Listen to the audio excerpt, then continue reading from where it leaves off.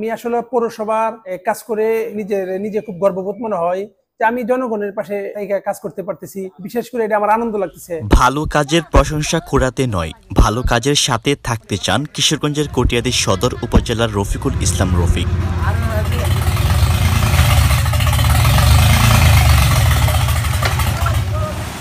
সরকারি কোনো অনুদান কিংবা অন্য কোনো সংগঠন নয়, নিজের ব্যক্তিগত অর্থে কিংবা পরিবার সদস্যদের সহযোগিতায় বরাবরই জনকল্যাণে কাজ করে যাচ্ছেন রফিকুল ইসলাম রফিক। আমি আমার ব্যক্তিগত তহবিল থেকেই দিচ্ছি। আমি কোনো সরকারি অনুদান না, কোনো সরকারি বাজেট না, আমি আমার ব্যক্তিগত অর্থ থেকে দিয়েছি। পাশাপাশি আমার এই ব্যক্তিগত অর্থের সাথে আমার 3 ভাই থাকে বিদেশে, সৌদি আরবে, ওদের হেল্পেও আমি এগুলি সহযোগিতা করতে পারতেছি। বিভিন্ন সময় দেখা যায় অসহায় অনেক গরিব পরিবারের মাঝে ব্যক্তিগত অর্থে করে দিচ্ছেন আধা পাকা টিনের বেশ কিছু ঘর সহ নগদ অর্থ ও পানির টিউবওয়েল বিতরণ। এবার ব্যক্তিগত অর্থে ইটের রাবিশ দিয়ে রাস্তা সংস্করণ কাজ করে দেখিয়ে দিলেন রফিকুল ইসলাম রফিক, যে কাজে মুগ্ধ হলেন এখন অনেকেই। আপনার এই যে এলাকার উন্নয়নের জন্য তার ব্যক্তিগত অর্থায়নে যে কাজগুলো করেছেন, এই কাজগুলোকে আপনারা কেমন দেখছেন এলাকাবাসী হিসেবে? জনগণ ভালো থাকার জন্য যা করতেছে মানে ভালোই করতেছে। সামনের দিকে আল্লাহর রহমতে আমরা সবাই দোয়া করি রফিক ভাই যেন একটা পজিশনে যেতে পারে। নিউজের বিস্তারিত জানাচ্ছি আমি শাওন পারভেজ। শুনুন বিস্তারিত। কিশোরগঞ্জের কটিয়াদী সদর উপজেলার বেশ কিছু গ্রামে এখনও মাটির রাস্তার পাশাপাশি ইটের সলিংকরণের রাস্তা দেখা মিলে।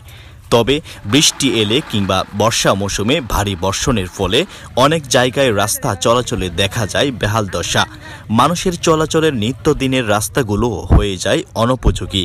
আবার কোথাও কোথাও বিশাল বড় গর্ত কিংবা কাদাচন্ন হওয়াতে যাতায়াতের প্রধান রাস্তাগুলো একেবারে চলাচলের অসম্ভব হয়ে পড়ে। এই এলাকার যে প্রধান যে রাস্তা, এটা কি প্রধান মানে বাহন যানবাহনের প্রধান? এটাই আমাদের গতলার মানে প্রধান একটা রাস্তা, এছাড়া গতলাবাসী চলাফেরার আর কোনো রাস্তা নেই।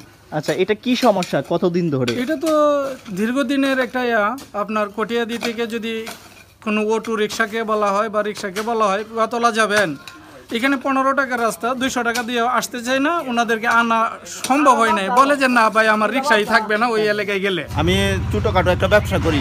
আচ্ছা, এই যে পৌরসভায় রাস্তা দিয়ে আসলেন, এটা কি কি সমস্যা ছিল আপনার? সমস্যা অনেক ধরনের সমস্যা। সাইকেল ভাঙে যাওয়ার অবস্থা হয়ে থাকা, সাইকেল না শুধু পায়েও আটকে রাখতে পারি না। আচ্ছা, এখন কি চান এই রাস্তা নিয়ে? এই রাস্তাটা আমরা চাইতেছি, এই রাস্তাটা যদি আপনারা সোলিং করে দিতে পারেন তাহলে বেশি ভালো আর কি। অনেকের অভিযোগ স্থানীয় প্রতিনিধিদের জানালেও তেমন কর্ণপাত করেনি কেউ। অত্যন্ত অবহেলিত একটা এলাকা, এর দিকে মানে কেউ নজর নাই বললেই চলে। স্থানীয় নেতৃবৃন্দ রয়েছে, তাদেরকেও অনেকবার বলা হয়েছে, কিন্তু ওইদিকে কোনো কর্ণপাতই করে নাই। বিষয়টি তখন কটিয়াদী সদর উপজেলার আওয়ামী লীগের সিনিয়র সহসভাপতি ও মোহন মোটরসের স্বত্বাধিকারী মোহাম্মদ রফিকুল ইসলাম রফিককে জানান স্থানীয়রা।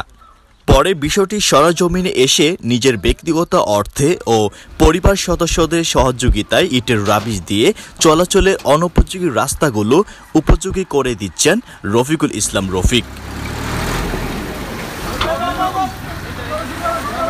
কটিয়াদী পৌরসভার প্রত্যেকটা গ্রামে আমি নিজে গিয়েছি এবং দেখলাম বিভিন্ন, এখন বর্ষার সিজন, আষাঢ় মাস, বিভিন্ন রাস্তাঘাট সমস্যা, যেমন কিছু রাবিশের প্রয়োজন, অল্প কিছু রাবিশ মাটি দিলে পরে রাস্তাগুলি ঠিকঠাক করা, মেরামত করা যায়।